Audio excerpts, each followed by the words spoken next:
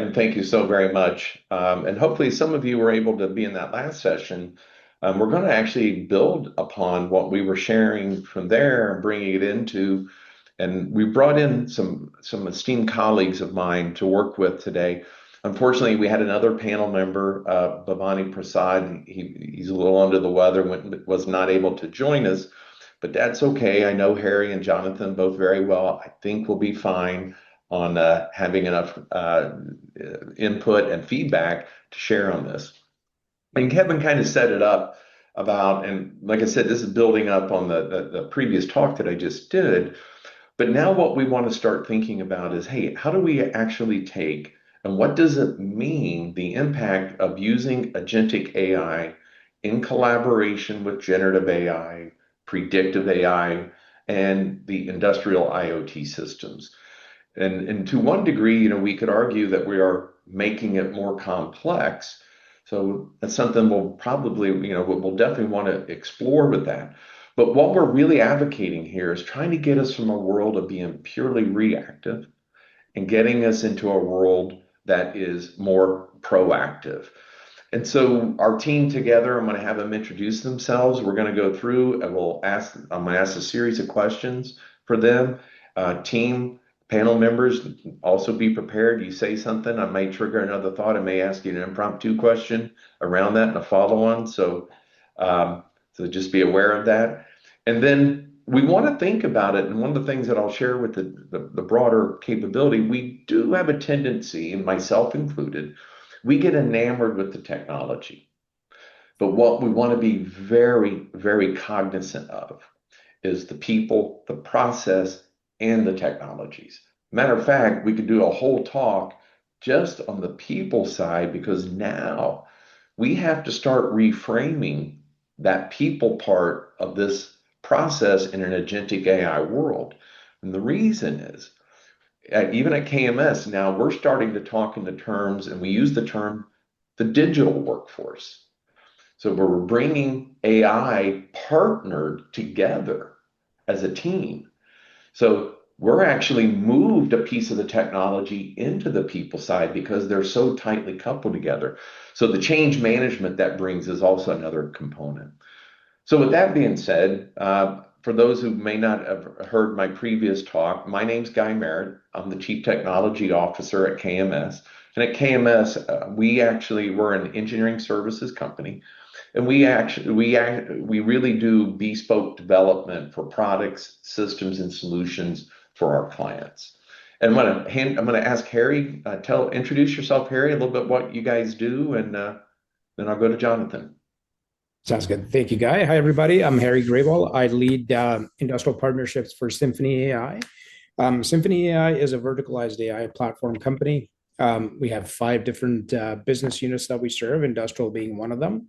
My background is supply chain manufacturing information systems for the past about a decade and a half or so.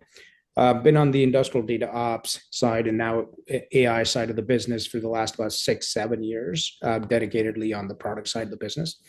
I'm really glad to be here as a part of the panel and looking forward to share what we have to offer on the Symphony AI side and the general ecosystem, how it's evolving around AI.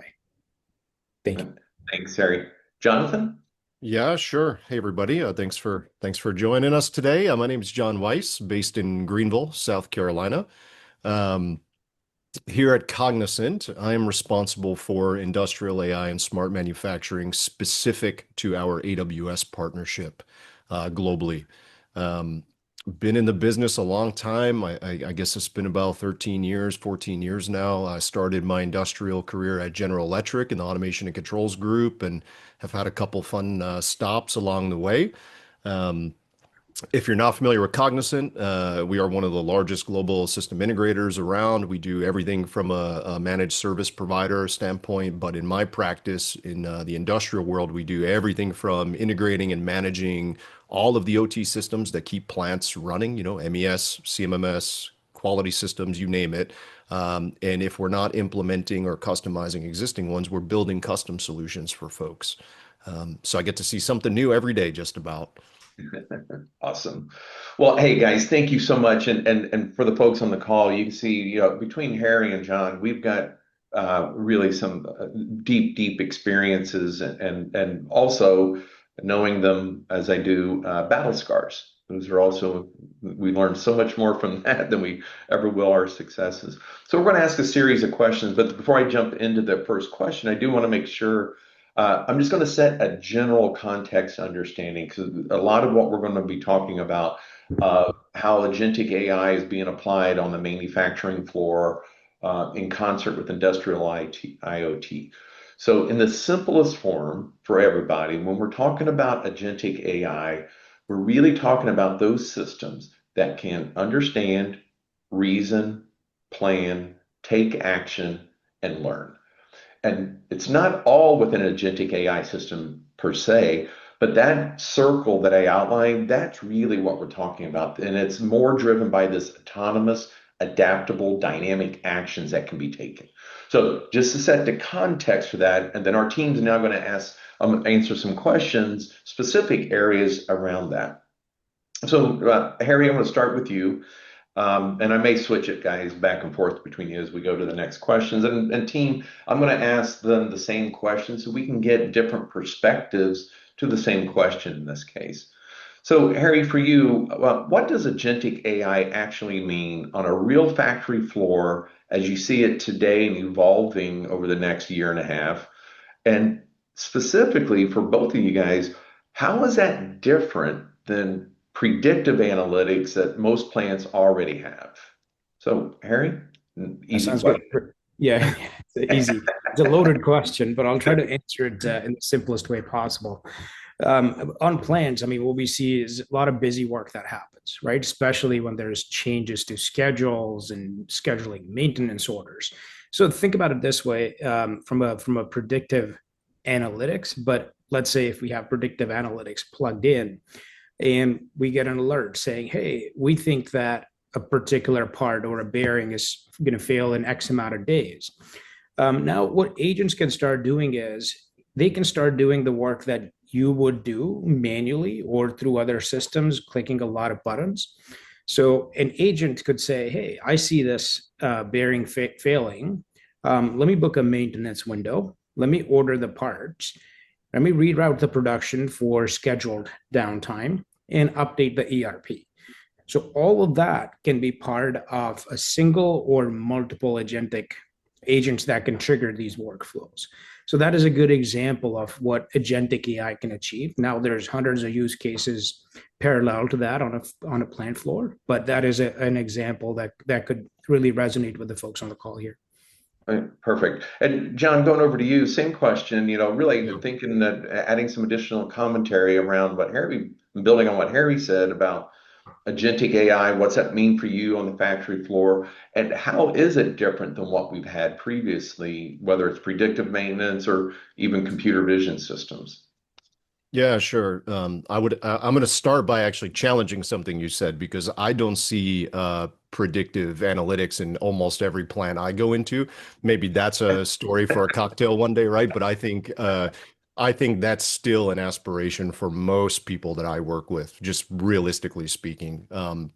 In fact, as great as agentic AI is, it's still very futuristic for most of my customers, honestly. Now, that said, a strategy is very important, and I think we're going to talk about this a little bit today, right? It's kind of like how do you prepare to embrace this, but to directly answer your question, okay? So, um, what does agentic AI mean for me? I guess in my world. So when I go into plants, I think of agentic AI being really a set of systems or system of systems that it's composed of autonomous and goal-driven agents that are able to perceive and reason and most importantly act and typically in unison or in a collaborative fashion in order to achieve complex tasks. And I think Harry outlined that really well. It's really about being able to decipher across a set of agents that you have a challenge or that there's some perceived challenge that is impending based on perhaps asset data, perhaps process data, whatever it might be. But really, the value comes in his example when you're able to communicate across enterprise systems and execute workflows that can do things like auto replenishment of consumables or repair components, create that service ticket, etc. Yeah. And Jonathan, by the way, I want to build upon your challenge because I actually resonated with strongly. And let's set the context with the team and then see if you guys agree with me on this. That I don't think any of us are subscribing that agentic AI-based systems are replacing other AI systems. To me, it's an evolution. So if I think about it, if you think about AI in general, of we still have a strong need for rules-based AI. When the solution set is small, why go down a complex path to build a model if a set of 15 rules will suffice, right? We're not doing away with that.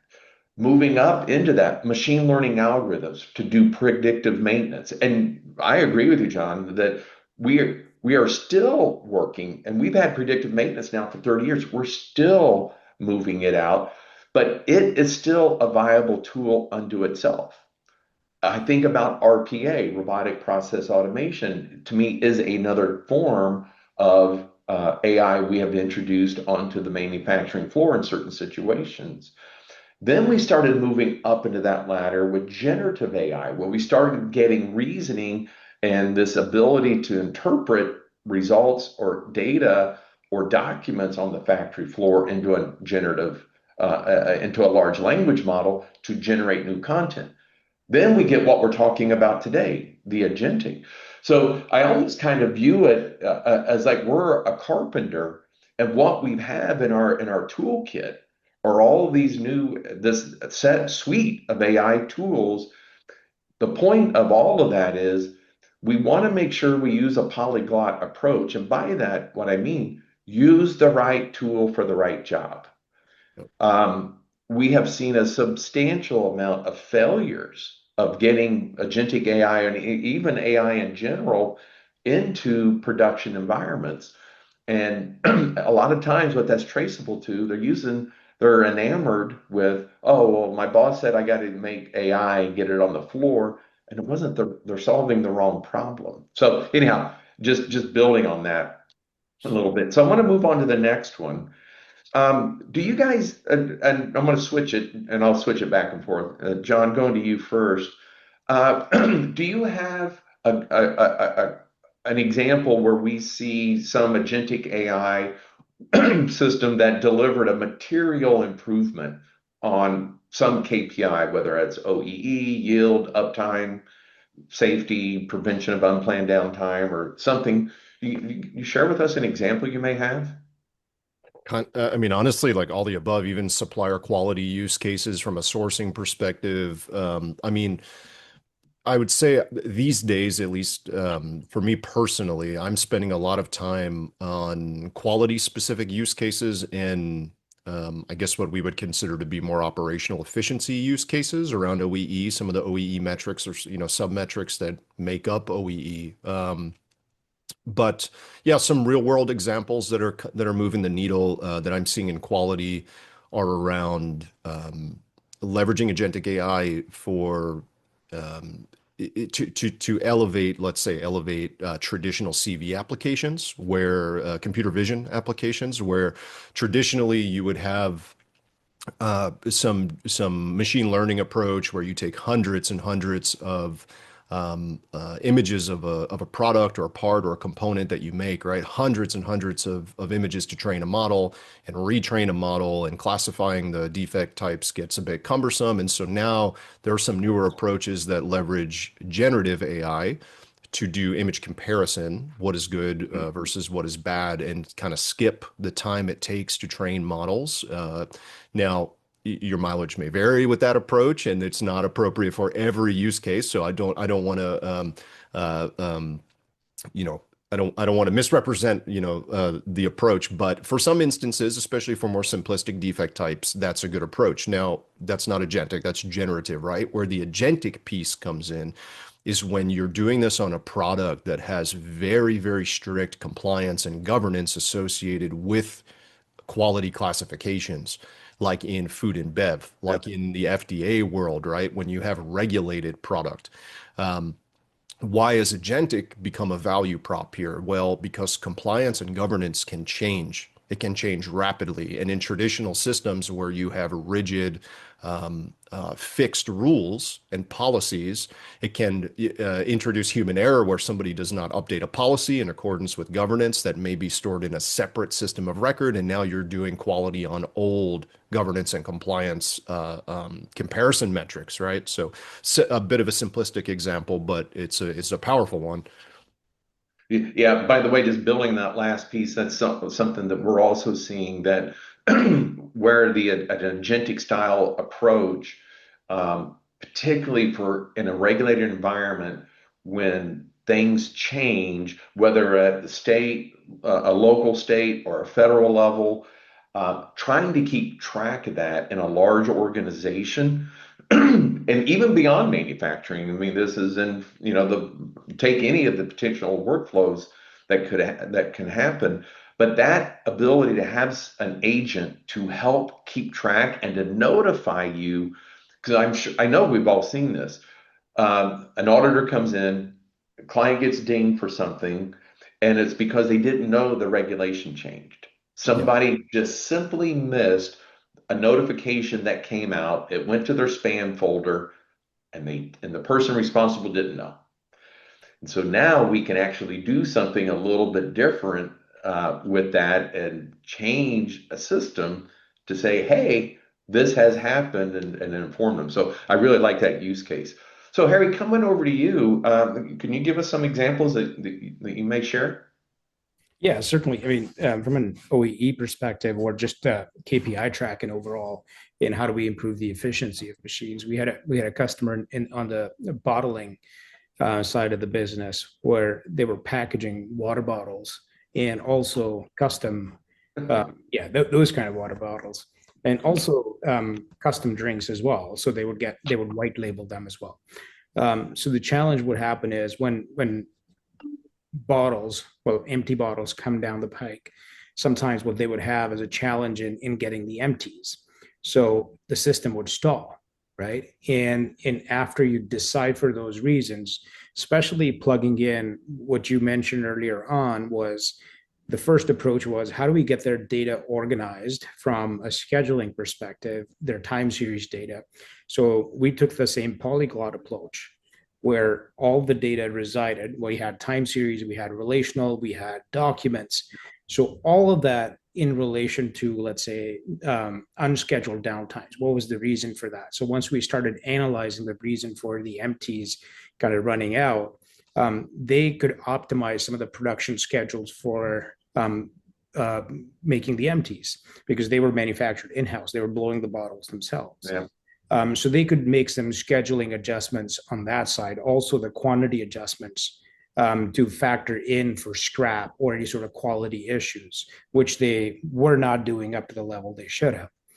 Secondly, after the bottles get filled and labeled, sometimes they would have conveyor issues that would cause unplanned downtime because now the packaged bottles can't make it down the conveyor to the packaging station. So now their machine, the labeler would have to stop because now they're getting packed up. So after deciphering all of these issues, we made some tweaks using, let's say, dynamic rescheduling, or let's say if we wanted to schedule more empties production, or even pre-analyzing some of the empties production and factoring that into what finished product you could get. Just by doing some of those tweaks, we got an improvement of about 9% in OEE overall. So they went from about 67%, and we went up to 76% OEE improvement over a span of about 6 months. That's outstanding. That's material. When you see something like that happen, and just building on something you said, even though I had the opportunity every day to play and to work in this particular space, but I'll tell you though, that example you gave, I am still so amazed by an LLM, the different types of data sources that I'm able to feed into it, and the rapid analysis that it does. I think about in the old days when I would have to do that, we had to hard code all these data pipelines. We had to you had to put all those different ETL layers. It was so much harder. But now it's if you it's still a data play and still a pipeline play, but once you get that, it's much easier now. That analysis engine that you get is just phenomenal. I'm always shocked because it'll give you insights. Doesn't replace the human, but you're like, wow, I wasn't thinking about that. And so that's particularly on the factory floor. I've seen it very helpful in that area. So that's great. So we're going to switch to the next question. Um, One of the things that I was mentioning earlier about we talked about the impact on the human, and we started talking about change management. And change management are those actions that we take. We could introduce the greatest technologies in the world, but if our humans and the operators don't embrace it or are not integrate with it, it's not going to work. So the change management helps with that. So, Harry, coming back to you first, how do you see an agentic or these autonomous systems that are taking action? How do you see it changing the role of the human operator and the maintenance technician on a go forward basis? Yeah, so a lot of changes. The human in the loop is the big thing because we still have a lot of brain trust on a plant floor. A lot of people know what the right thing is and what the wrong thing is. AI, as glamorous it is, it can't always be right. So to retrain the AI or actually give context to the AI on whether the decision made was good or not, and going beyond that, let's say if an agent executes a particular workflow to reschedule a production line to a different production line, but the operator on the plant floor knows the other production line is down or can't take the workload or there's some sort of an issue, they can make a correction to a recommendation that AI gives them. Or it could be a different situation where the operator does not believe that the issue that the AI is flagging is correct upon, let's say, a manual inspection or what have you. So those kind of roles, people that know what's going on our plant floor, are enabled on the technology side of the business, can make AI agents and AI platforms much more smarter because as they understand the decision and the correction that was made, in future the AI can now be more aware of the decision it makes based on the context it's collected from all the decisions made in the past. So the role of the operator or role of people on the plant floor is still very relevant. They will assist in getting AI to be more smarter. That's awesome. Thank you. And John, from your perspective, how do you see the operator and the maintenance techs on the floors? How do you see their roles changing and evolving as we introduce this new technology?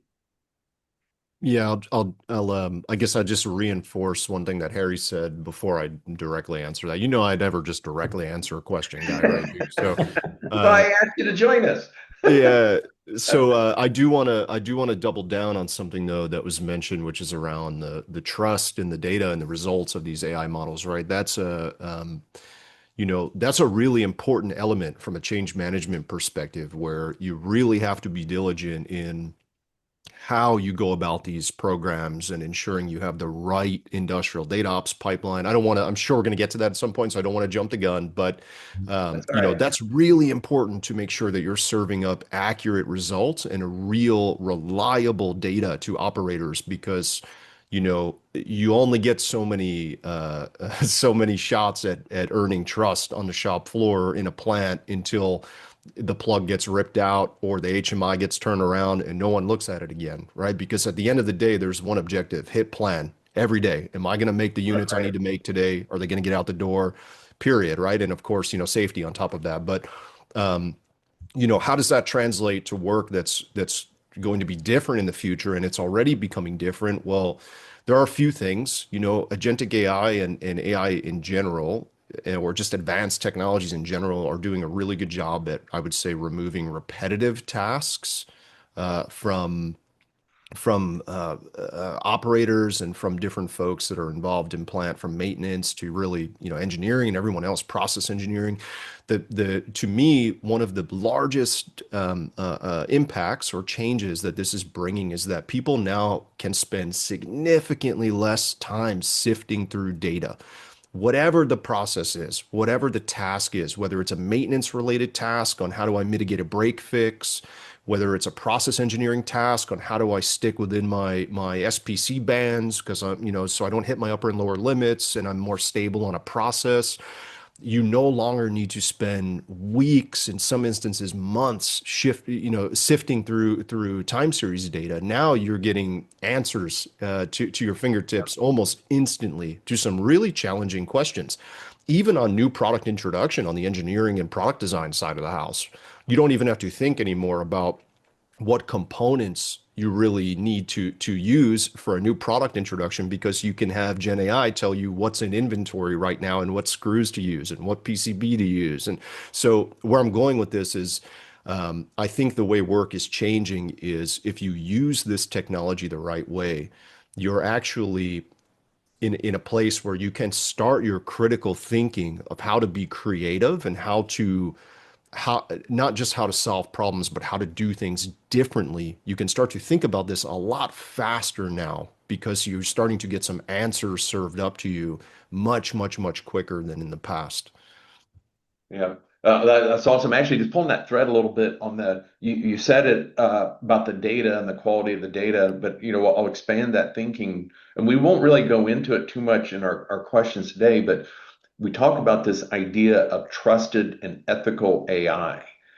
And what's interesting about it, John, to your point, is to me, that trusted and ethical AI is defined by humans, not the AI saying itself is ethical, right? It's our judgment call.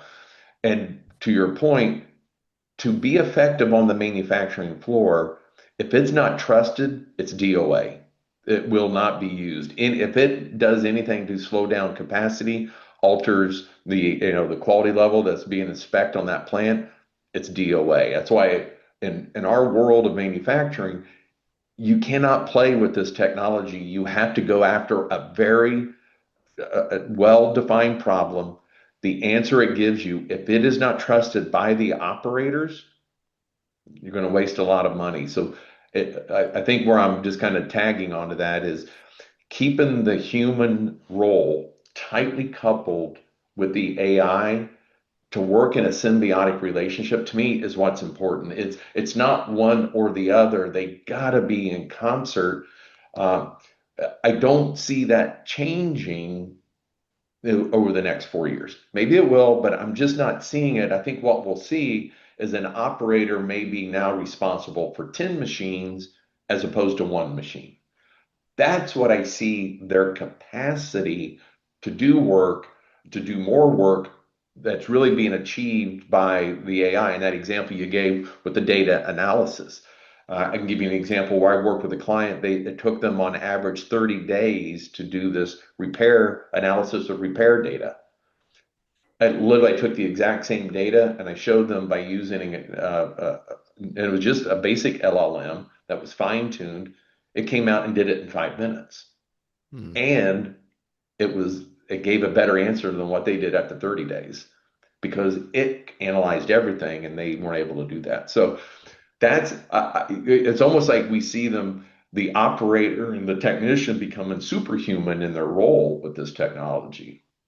One last item on this, a follow up to that, either Dennis, to both of you guys, have you seen any negative or what has pushbacks from the humans on the floor as these get introduced? Because we've been dealing with this. We've had robots. We now got the rise of. We're not talking about humanoids today.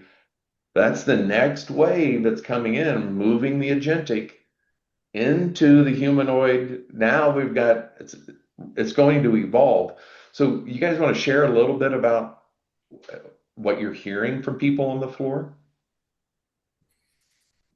Yeah, I mean, from a plant floor perspective, there's a lot of jobs that require, let's say, on a packaging line, you have a packer, case packer. Sometimes in some factories, humans do that work. Some people don't have the equipment. So somebody's picking up a box and putting it on a pallet and then wrapping it up. We're already seeing a couple of customers of ours. This is not our platform by any means, but this is what we noticed when we made the plant visit was there were a couple of folks that were wearing like a little exoskeleton that was helping them with picking the boxes and putting them on the pallet. So use cases like that could be AI augmented in the future, where you could have a robot that now, as the human is working with that exoskeleton, it is actually training the AI to autonomously execute that task as a robot in the future. So use cases like that are actually being tested and installed. It is just a matter of time when AI kind of takes over and robots kind of take over that space. So definitely a lot of momentum there. John, you're seeing any pushback or the opposite, full embracing of it? Oh my gosh. Well, I'd say I was laughing as you asked the question because I feel like I've seen some crazy pushback to be honest with you, but I've also seen some crazy adoption or pull for AI in some instances where it's not even warranted just because people have a C-level directive to go buy AI, period. Right. Yeah, that's a whole separate issue that we could talk Yep. for Yep. hours about, right? But 100%. um I mean, look, man, if you want some good war stories, I've got, I worked with a plant that was a union shop, and you had union workers literally flooding bathrooms, throwing wrenches in machines, and rotating equipment to break equipment in protest for an AI program that was being launched in the plant. And this was in a very large manufacturing environment. This is not a small shop, and it was in a regulated industry to top it off. So it was quite an interesting dynamic.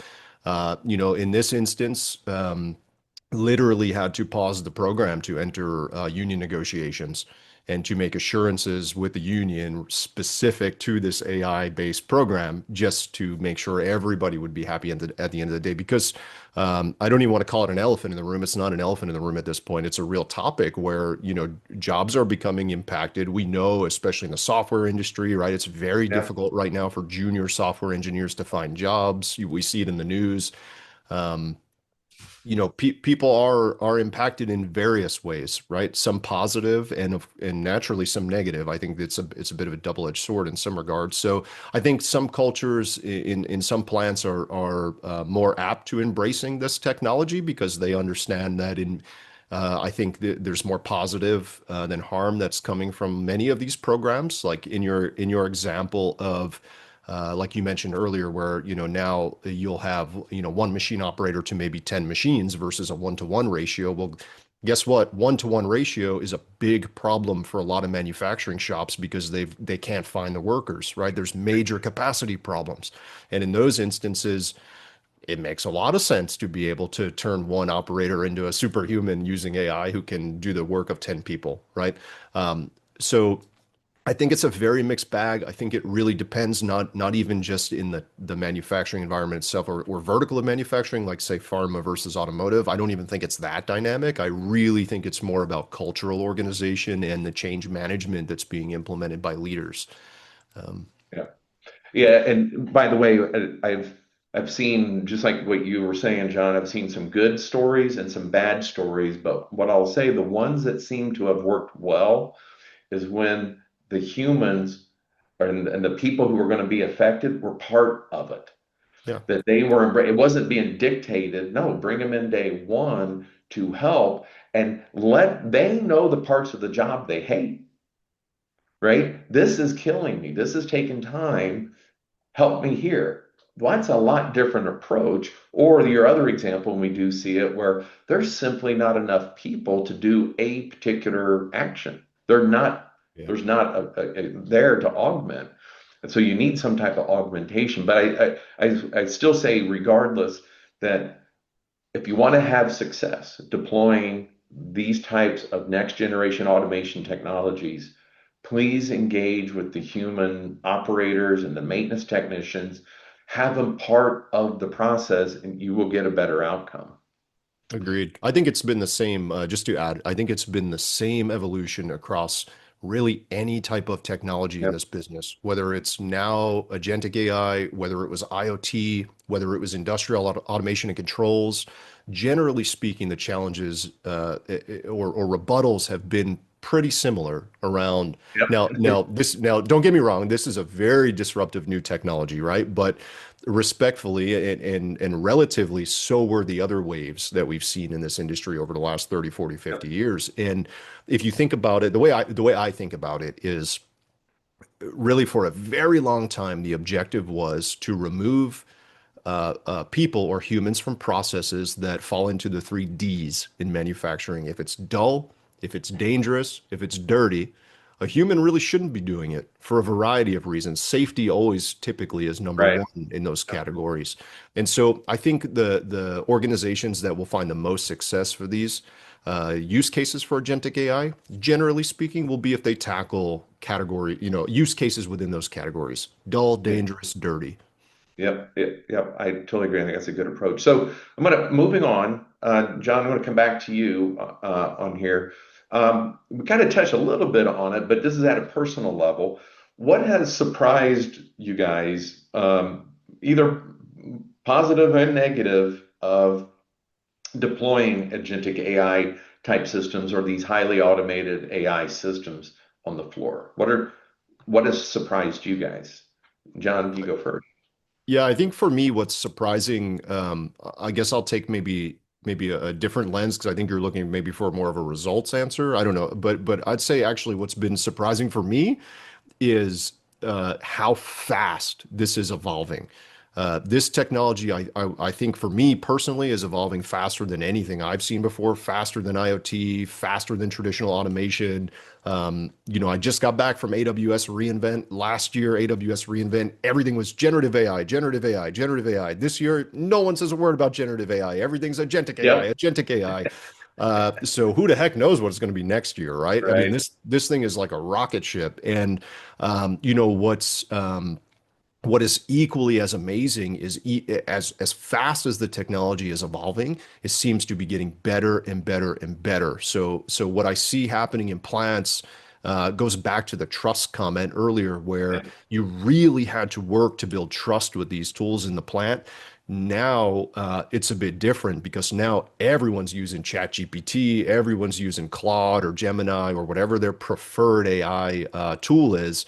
So that's a whole different security compliance issue. Oh But yeah, that's the whole talk right there. Yep, I agree. Yep. yeah, so I think that's what's been amazing to me. Just how fast it's moving and how good it's getting is quite remarkable. And by the way, because I've been in the industry doing this for 40 years now, people will ask me, well, Guy, isn't this just another hype cycle? And I said, no.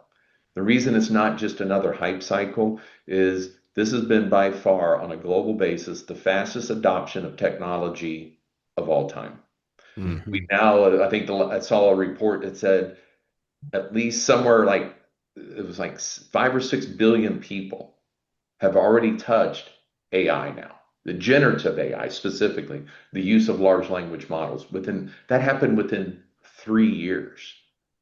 That's why this isn't the average, the normal or the typical hype cycle. It's been so embraced on that at a global scale. Harry, to you, positive, negative surprises you may have seen. And then Yeah, I'm going to switch over, guys. We got a couple of questions that we're going to sure. hit Yeah, there from. was one particularly interesting story was when we deployed a customer. It took us a long time to actually convince them and deploy this. But as the data started flowing into the system, and as we started to kind of hydrate some of the AI tools, even let's say like a co-pilot type tool where you can just type in a question, we saw a lot of uptick from people that were managing, let's say, their business with Excel or just multiple reports from multiple systems, really started to get curious about how they can leverage Copilot. So we started to receive a lot of questions on, hey, we asked Copilot this question and it gave us this answer. We think it's about 80% there, but we could use some refinement. So we went back and reassessed and fine tuned some of the things that were happening in the background. But what we saw was a lot of uptick in not really the operator level, but you would say the middle management people in the office, and that trickled up to senior management as well. Well, because they now have access to an enterprise AI platform where they can now really go at an enterprise level and start asking these questions like, Right. how's plant in Kentucky doing today? So they could really get those answers without having to rely on a report that gets emailed to them or opening a dashboard. So you saw first a lot of resistance, but then really fast adoption as they started to see how AI or even generative AI can augment their own business. I mean, same thing that happens to us. We use Gemini or ChatGPT. I couldn't imagine going back to where we were No. because we trimmed down a lot of timelines on some of the busy work that we used to do. Right. Right. So same effect on the industry side as well. Yeah, totally concur. So we had a question that came in here is back to we were talking about OEE, and Harry, you were talking about it had a material impact on OEE. The question is, well, hey, what component of OEE was directly impacted, and how was it impacted? And if we think of OEE, as you many of in the manufacturing world know, it's a measure of our availability, the performance, and the quality. So I think our person's asking about, hey, what was it that had the biggest effect on moving that in that particular example? Yeah, certainly. I mean, it was both availability and production. So with the reduction in those unplanned downtimes, we increased the availability of that machine, which resulted in better production metrics overall. And that was really the defining two metrics that contributed to the OEE calculation and overall improvements.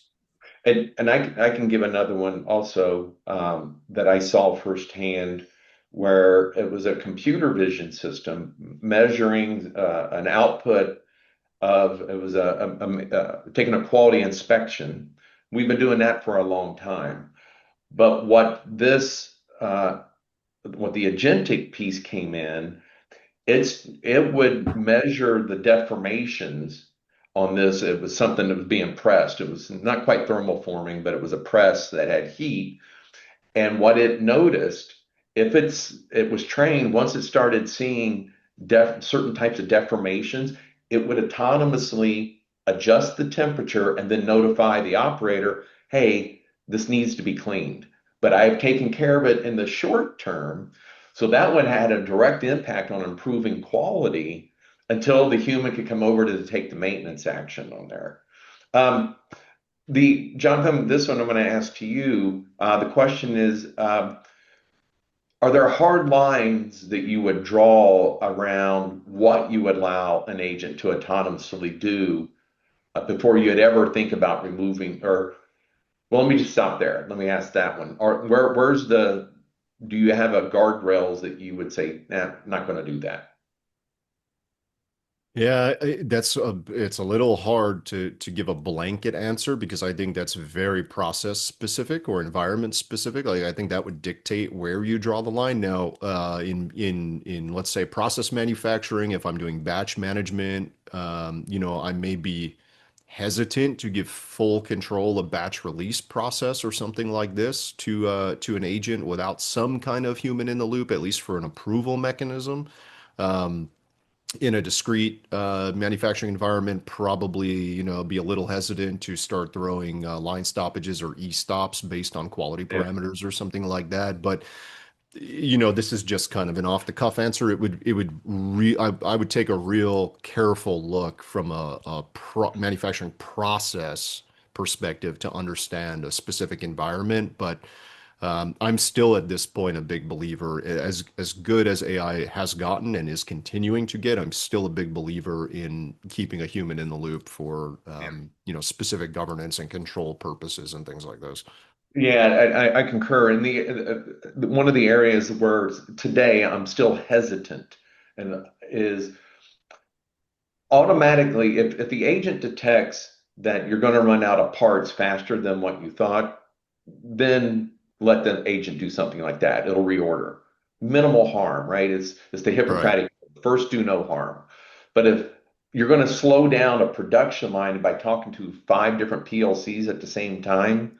And that to me is like, okay, this is where the extra caution goes into. It's kind of those anything that has that dangerous or expensive, if it fails or if it's wrong and the consequence is high, let's rethink that in there.